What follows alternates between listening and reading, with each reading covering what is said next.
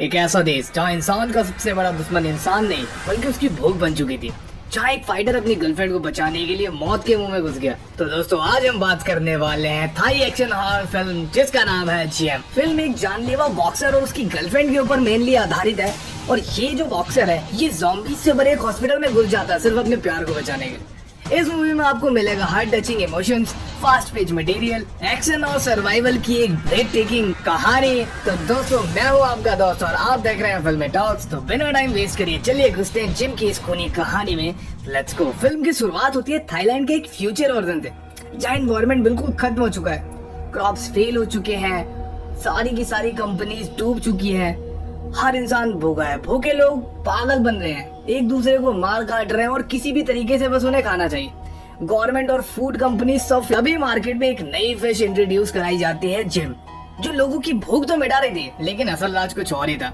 यहाँ इंट्रोड्यूस होता है हमारा हीरो जिसका नाम सेन था, एक MUAY थाई चैंपियन जो अब एक डिलीवरी ट्रक चलाता है। सेन अब वायलेंस से दूर रहना चाहता है, उसकी जिंदगी का सिर्फ एक ही मकसद रह गया है, एक शांति भरी लाइफ और इन सबसे बहुत बहुत बहुत दूर चले जाना अपने गर्लफ्रेंड के साथ जो कि एक डॉक्टर है। लेकिन जिंदगी इतनी आसान कहाँ होती है दोस्त। तभी हम सीन में देखते हैं कि जिन को उसका दोस्त एक बाइक गिफ्ट करता है और कहता है तुम यहाँ से चले जाओ, क्योंकि उसे इन सब चीजों को बिल्कुल ही छोड़ना था। बट यहाँ पे कहानी में एक बहुत तगड़ा ट्विस्ट आता है और तभी हम देखते हैं एक माफिया जो कि उस सिंथेटिक फिश जिसका नाम जिम था, जो कि इस पूरी मूवी के ऊपर बेस्ड है, उसको लेकर कुछ बड़े गैंग्स, माफियास और एक बड़ी कंपनी के बीच बैठता है और उन्हें बताता है कि जिस हिसाब की अभी थाईलैंड में भुखमरी चल रही है उससे हमें ये फिशें बचा सकती है। एंड वो सारे लोगों को भी वो फिश खाने के लिए कहते हैं, सारे लोग उसकी बाइट खाते हैं और तब शुरू होता है मूवी का असली सस्पेंस। अचानक से वो जो माफिया उस सिंथेटिक फिश को प्रमोट कर रहा था, अचानक से उसके मुंह से खून आ जाता है। ये देखकर वहाँ बैठे सभी बड़े माफियाज और बड़ी कंपनी के लोग डर जाते हैं। तभी सिन घर के अंदर एंट्री करता है और उसकी गर्लफ्रेंड उसके ऊपर भड़क जाती है और कहती है कि तुम्हें मैंने ये सारे काम छोड़ने के लिए कहा था। बट सिन के पास कोई जवाब नहीं होता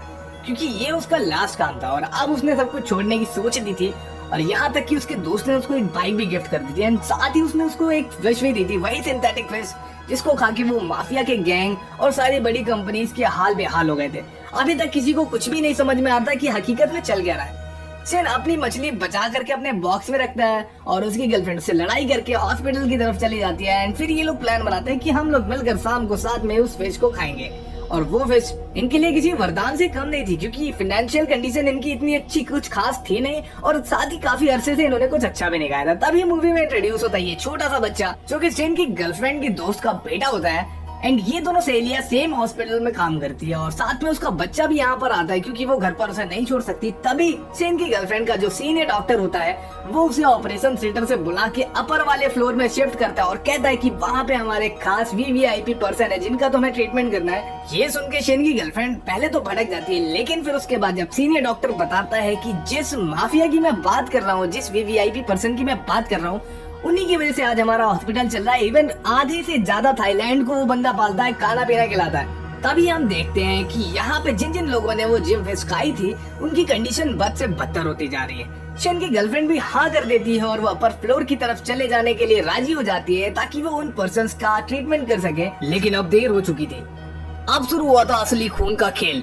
जितने भी लोगों ने, जितने भी पेशेंट्स ने वो जिम फिश खाई थी उनकी बॉडी अब म्यूटेट होने लगी थी और एक एक करके वो लोग ज़ॉम्बी बनते जा रहे थे। जो भी उनके रास्ते में आता वो उसको दबाते, पकड़ते, काट के अपनी तरह बना देते। पूरी सिटी में गवर्नमेंट आउटब्रेक अलर्ट कर देती है, ना कोई अंदर से बाहर जा सकता है, ना कोई बाहर से अंदर आ सकता है। इत्तेफाक से सेन की गर्लफ्रेंड जिसका नाम रिन था वो अभी हॉस्पिटल में थी और साथ ही उसकी दोस्त और उसका बच्चा, ये सारे के सारे हॉस्पिटल में ही थे। लेकिन अब ज़ॉम्बीज की संख्या बढ़ती जा रही थी क्योंकि जैसे जैसे वो इन्फेक्टेड लोग दूसरे लोगों को काट रहे थे वो सारे भी ज़ॉम्बीज में कन्वर्ट होते जा रहे थे। भगदड़ मच गई। गवर्नमेंट ने कहा कोई भी हॉस्पिटल से बाहर नहीं निकलेगा और अगर कोई भी इंसान बाहर निकल रहा था हॉस्पिटल के तो गवर्नमेंट के बंदे सीधा उसे उड़ा रहे थे। जो भी मिलिट्री के पर्सन उन्होंने हायर करे हुए थे, गवर्नमेंट ने पूरा एरिया सील कर दिया था। और अब शुरू होती है असली कहानी, शन का वन मैन रेस्क्यू मिशन। रिन जो कि सेन की गर्लफ्रेंड थी अभी तक तो फिलहाल सेफ थी बट ज्यादा देर की उम्मीद लग नहीं रही। सेन हॉस्पिटल के अंदर घुसता है बिना किसी वेपन के, सिर्फ अपने बॉक्सिंग एक्सपीरियंस के साथ। हर जगह सिर्फ ज़ॉम्बीज, कॉरिडोर, ICU, लिफ्ट, हर जगह ज़ॉम्बीज ही ज़ॉम्बीज। सिनेमैटिकली ये सीन ब्रेथ टेकिंग है। एक एक फाइट रॉ है, ब्रूटल है। ज़ॉम्बी को वो अपने एल्बोस, नीज और किक से तोड़ता है बहुत ही गंदी तरीके से। Blood splashes, bone crack. Action fans के लिए ये the red me trains to Busan movement है। शिन एक छोटे बच्चे को मिलता है उसी हॉस्पिटल के अंदर जिसे वो बडी कहता है और उस बडी को वो उन ज़ॉम्बियों के बीच से बचाता है। अब शिन रिन से कम्युनिकेट कर लेता है और उसे पता भी लग जाता है कि अभी फिलहाल रिन ऊपर वाले फ्लोर में है। अब शिन का सिर्फ एक ही मकसद था, बडी और अपनी रिन को बचाकर इस हॉस्पिटल से जल्द निकल जाना। बडी जो कि एक छोटा बच्चा है, एक हेल्पलेस चाइल्ड, एक ब्रोकन फाइटर और ज़ॉम्बी के बीच फंसा एक सर्वाइवल है। ऑडियंस का इमोशनल कनेक्शन यहाँ पे और डीप हो जाता है। इवन मूवी में एक सीन ऐसा आता है जहाँ पे भाई हंस के आप पागल हो जाएंगे, क्योंकि ये जो बडी है इसको एक ज़ॉम्बी बाइट करता है और उसके बाद ये बहुत ही मैच्योर पर्सन की तरह जिनको कहता है कि तुम यहाँ से जाओ क्योंकि अब मैं भी ज़ॉम्बी में कन्वर्ट होने वाला होता हूँ। बट जब ये ध्यान देते हैं तो वो ज़ॉम्बी हकीकत में एक बूढ़ा इंसान था और उसके दांत ही नहीं थे, तो यहाँ पे अपना बडी बच जाता है, जो कि एक काफी अच्छा इमोशनल और फनी सीन होता है। तभी हम देखते हैं एक बच्ची जो कि हॉस्पिटल से बाहर जाने की कोशिश करती है, बट वो जो गवर्नमेंट की हायर्ड टीम थी उसने उसके ऊपर शूट करने की कोशिश करी, लेकिन हॉस्पिटल के गार्ड ने उस बच्ची को तो बचा लिया बट अपनी जान गंवा बैठा। अगले सीन में हम देखते हैं ये सारे बड़े लोग आपस में सलाह करके उस पूरे हॉस्पिटल को तबाह करने की बात करते हैं, क्योंकि उनका कहना ये 50,000 लोगों से मरने से कुछ भी नहीं होगा। अगर वो पूरे थाईलैंड में फैल गए तो यहाँ कंडीशन बहुत बुरी हो जाएगी। यहाँ पे रिन पूरे हॉस्पिटल में घूम घूम के देख रही है कि शायद कोई बचा और वो उसकी जान बचा ले, पर यहाँ पर उसको एक गार्ड मिलता है जिसके पास कीज थी। जैसे तैसे करके वो कीज निकालती है, अचानक से उसके ऊपर ज़ॉम्बी झपट पड़ता है, लेकिन वो जैसे तैसे बचकर कंट्रोल रूम में आ जाती है। अब उसके पास पूरे हॉस्पिटल के कैमरास का एक्सेस था एंड अब वो आराम से देखते हैं कि किस किस जगह पर ज़ॉम्बी है, लेकिन तब उसे पता लगता है कि यहाँ पे तो कोई भी ऐसी जगह नहीं बची जहाँ पर ज़ॉम्बीज ना हो। अब रिन को बचाने के लिए बडी और शिन फ्लोर बाय फ्लोर ऊपर जाते हैं, लेकिन उनके सामने बहुत से ज़ॉम्बीज आते हैं जिनको मारना लगभग नामुमकिन था भाई, क्योंकि जो ज़ॉम्बीज थे वो बढ़ते ही जा रहे थे। वो जिस भी पर्सन को बाइट करते हैं उनकी संख्या बढ़ जाती। अभी तक रिन मिले नहीं थी और इन लोगों की सर्च अभी तक चालू थी। तभी ये लोग ऐसे कमरे में घुसते हैं, ऐसे रूम में घुसते हैं जहाँ पर एक लड़का और एक बूढ़ा आदमी बैठे होते हैं, लेकिन शिन को भी पता होता है कि ये सबको नहीं बचा सकता, इसलिए ये लोग वहाँ से भाग जाते हैं। और हकीकत में वो जो लड़का था जो कि पहले से ही वहाँ पे था, वो अपने आप को जहर का इंजेक्शन लगा देता है और वो कहता है सब खत्म होने वाला है, इसलिए उससे बेहतर है कि मैं खुद ही मर जाऊं, क्योंकि सबको एक दिन मरना है।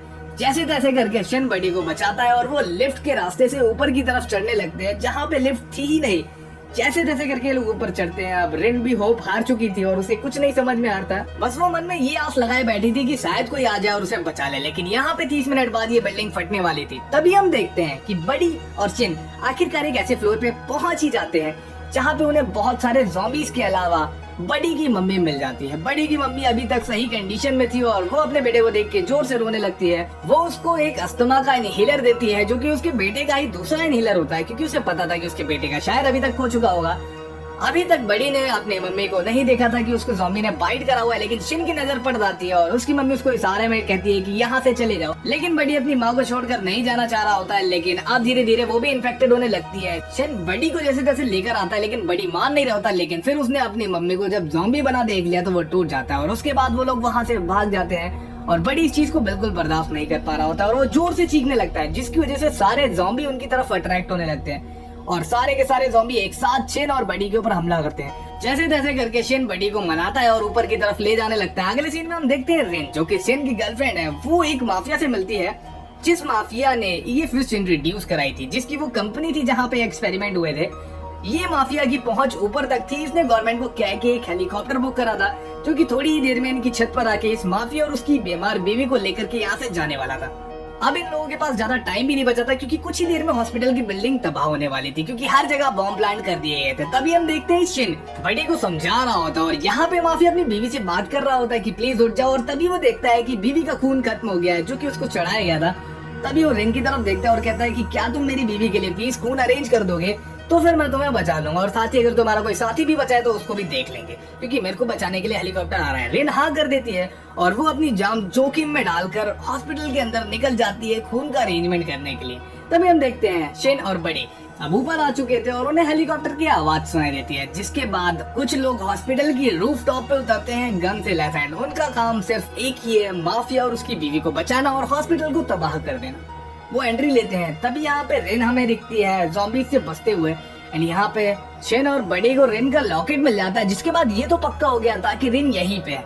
अब ज़ॉम्बी बनी है या नहीं, ये सबसे बड़ा सवाल था। तभी फाइनली भाई शिन को दिख जाती है रिन एक रूम में। अब शुरू होता है शिन का असली खून खराबे वाला बॉक्सर मोड, और वो ज़ॉम्बीज़ को इतनी बुरी तरीके से मारता है कि तुम लोग सोच भी नहीं सकते। हड्डी पसली सब एक कर देता है। इधर दूसरी तरफ वो टीम अपनी गन से लेस टीम के साथ सारे के सारे ज़ॉम्बीज़ को उड़ाती जा रही थी, तभी यहाँ पे माफिया और उसकी बीवी को लेकर ये लोग जाने लगे। यहाँ बेचारी रेन अभी तक ब्लड का अरेंजमेंट ही कर रही थी। रेन ने शिन को देख लिया और फाइनली ये दोनों लोग मिल जाते हैं। उसके पीछे एक मोटा सा ज़ॉम्बी हाथ धो के पड़ा हुआ था और अब रेन बिल्कुल नहीं बचने वाले थे। या तो मारो या मरो, लेकिन रिन जैसी नाजुक लड़की कहाँ किसी ज़ॉम्बी को मार सकती है। उसके बाद भाई पीछे से एंट्री होती है हमारे शिन की और वो बहुत ही गंदी तरीके से फायर एक्सटेंशन मारता है उस ज़ॉम्बी की खोपड़ी में और उसको लेटा देता है टेम्परेरीली। और फिर उसके बाद वो लोग ब्लड लेकर के उस माफिया की तरफ जाने लगते हैं। अभी तक यहाँ रेस्क्यू टीम के भी काफी सारे बंदों को ज़ॉम्बीज ने बाइट कर लिया था, लेकिन जैसे जैसे उनको बाइट करते जा रहे थे तुरंत वो माफिया और उसकी साथ के ही टीम पर्संस उन सारे बंदों को मारते जा रहे थे। तभी हम देखते हैं शिन और रिन बाहर आ रहे थे ब्लड लेके और गलतफहमी के चक्कर में उन्होंने शिन को शूट कर दिया। लेकिन यहाँ पर कंडीशन बद से बदतर हो गई। रेस्क्यू टीम के भी लगभग सभी बंदों को ज़ॉम्बीज ने बाइट कर लिया था। फिर अपना शिन भाई साउथ मूवी की तरह उठता है और लकड़ी से उनकी बहुत बुरी तरीके से कुटाई कर देता है।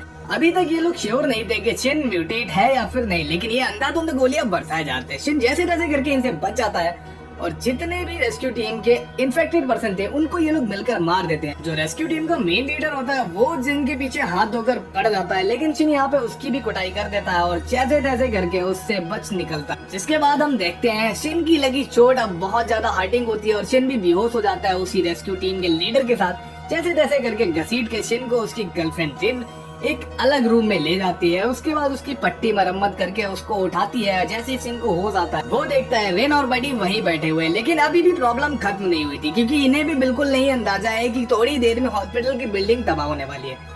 न शिन को, न रेन को और न ही बडी को, क्योंकि किसी को भी इस बारे में नहीं पता है। अब ये लोग आपस में बात करते हैं, रोते और ये कहते हैं कि आज के बाद हम लोग इन सब कामों को छोड़कर यहाँ से बहुत दूर चले जाएंगे। रेन रोने लगती है। शिन यहाँ पे लेटा हुआ है, उसे कुछ समझ में नहीं आ रहा, लेकिन वो खुश है क्योंकि वो रेन के पास है और साथ ही उन्होंने बडी को भी बचा लिया जिसका अब उनको ख्याल रखना है। शिन उसी की लॉकेट में से वो चैन निकाल कर उसको एक रिंग में कन्वर्ट कर देता है और अपनी गर्लफ्रेंड रिन को पहना देता है वो रिंग।